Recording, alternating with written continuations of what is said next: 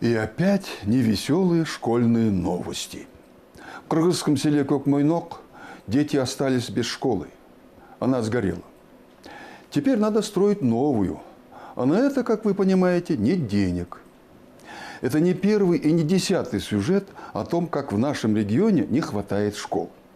Дети порой учатся на улице, дома, в кафе или чайхане. И знаете, я больше всего боюсь, что мы привыкнем к такому положению. Это станет рутиной.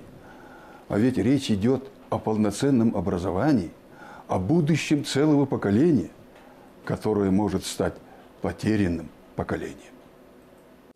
Сейчас. В офисе с утра ажиотаж, но он не связан с работой. Сотрудники в поисках подарка. Задача непростая. Нужно подобрать то, что самим не очень нужно, но пригодится другим. Вот этот компьютер, наверное, вот этот. Ноутбук уберем, наверное, сейчас вот этот. Выбор сделан. Компьютер не новый, не первой свежести, комплектующие. Зато он последней модификации, радуется Джапар. Не жалко, конечно. Детям надо же помогать. Осталось только упаковать компьютер и сообщить теперь уже бывшему его владельцу, что подарок нашли. Ну да, сейчас уже будет в курсе. Всю последнюю неделю в центре пребывания пожилых людей только и говорили, что об учениках сгоревшей школы. Думали, как они могут помочь детям. В школе нужны определенные оборудования, определенные, как говорится, вот офисная техника. Нужны там бумаги, в общем, книги нужны. Даже, понимаете, даже сейчас мел им и то будет это. Это нужный мел даже. Помощь, да. В связи с этим, вот от имени вас, мы тоже дарим этой школе один компьютер. В ту ночь сельчане, живущие недалеко от школы, проснулись от криков о помощи. Но помогать было слишком поздно. Школа буквально на глазах превратилась в пепелище. Сгореть быстро и дотла помог не только ветер, вспоминают жители села Кокмойнок. Здание было построено щитовым способом, из рамочных конструкций и обшивки, еще в 80-х годах.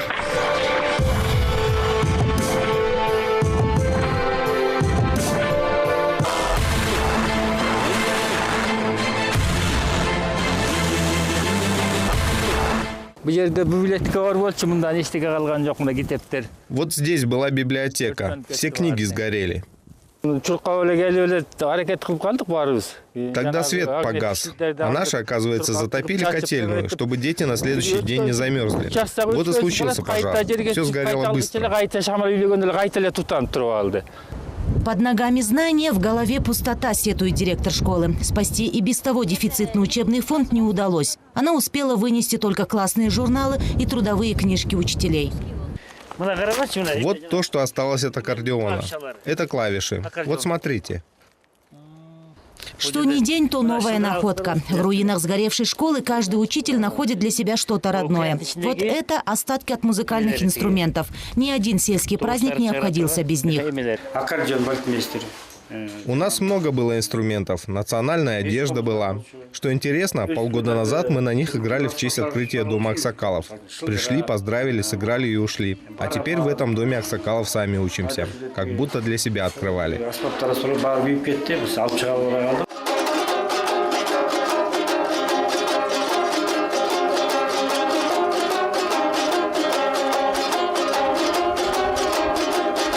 Аксакалов и пристроенные барачные дома чабанов. Теперь это школа. Учителя подлатали здание, где-то подбелели, приделали двери. Только щели не смогли заделать. Сквозняк.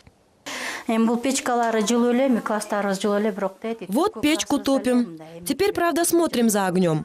Хватит нам того раза. Эту школу потеряем, тогда 90 учеников без уроков останутся. 14 учителей. А до соседней школы очень далеко. Вот сейчас уроки идут. Это 7 класс.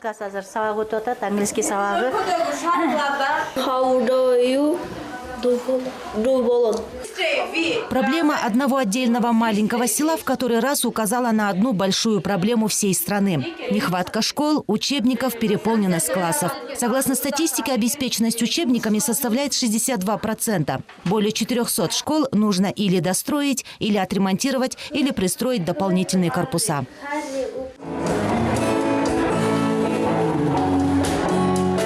по скрепке. Так решили поддержать и помочь ученикам села Кокмойнок интернет-пользователи. В соцсетях была объявлена благотворительная акция. Подключились правозащитники, студенты, музыканты.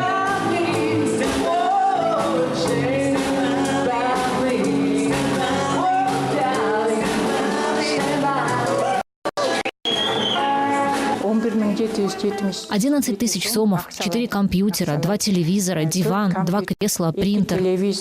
В руках у женщины отчет по акции. В списке указано все, что принесли неравнодушные. От мягкой мебели до единственного маркера. Недостающие принадлежности, рассказывает Церга, уже решили собрать сами, на месте.